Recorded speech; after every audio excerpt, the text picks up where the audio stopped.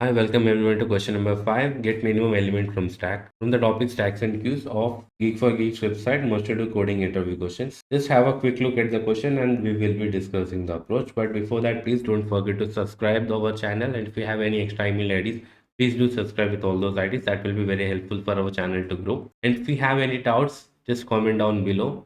We will be very quick to respond. Now let's proceed to the approach to the question. Now we have to understand the question first before approaching it. Now let's know the meaning of the question here. So the question is saying we have to get the minimum element from the stack. Okay?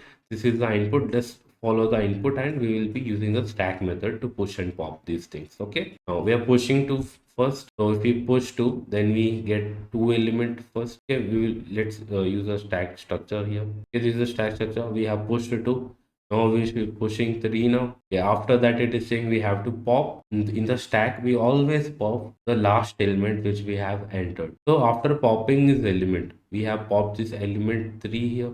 After popping, 2 is the only remaining element inside this stack. Okay, only 2 is remaining now inside this stack. Now after that it is saying get a minimum. Okay, now whatever the elements are present inside the stack, we have to get the minimum value of that. The minimum value of that is 2 currently. After that, now it is saying again to push. If we push, 2 will be here and 1 will become here. And this is the stack currently. These are the only elements present after pushing.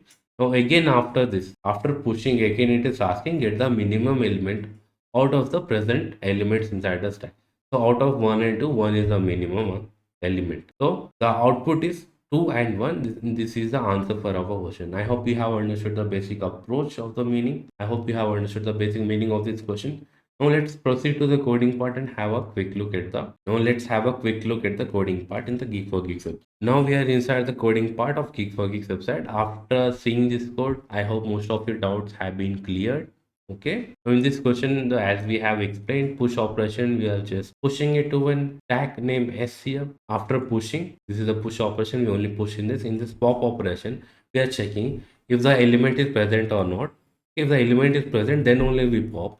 If the element is not present, then we return -1 to the compile. And another function is get minimum function, which we are using in the input here. So the get minimum will get the minimum value present inside the stack. So I see the stack here, and this minimum operator will give the minimum element present inside the stack of S, and we are returning it. What if the elements are not present in stack and stack is empty? So if the stack is empty, in that case we return minus. And this is the approach to this question and the code. I hope you have understood everything, and please give us a like if you have understood very well. And also please don't forget to subscribe our channel, which is very much required for our channel to grow. Thank you for watching. Till then, let's meet in another question.